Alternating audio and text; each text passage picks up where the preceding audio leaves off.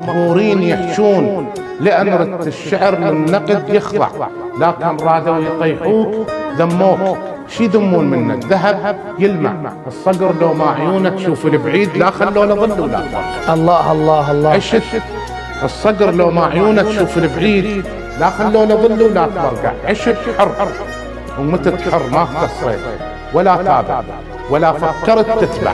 ما همك تعيش تكون مرتاح، همك بالقصيدة شلون تنفع.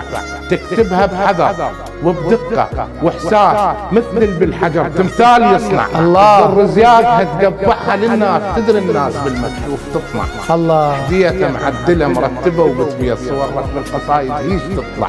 الله الله الله. هدية معدلة مرتبة وبتبيض، صورك بالقصايد هيش تطلع.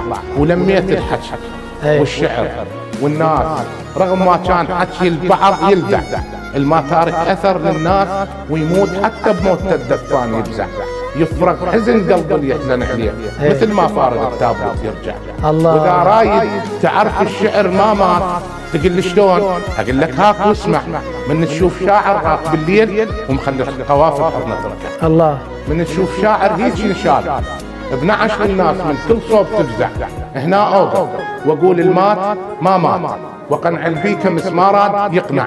لو ما كان تارك بالقلب طيب ما كان على نعشه يصلي مرجع. الله الله. لو ما كان تارك بالقلب طيب ما كان على نعشه يصلي مرجع. الله. وارجع واحكي اول بيت قلناه، شي يذمون من الذهب يلمع، الصقر لو ما عيونه تشوف البعيد لا خلونا ظل ولا فرق.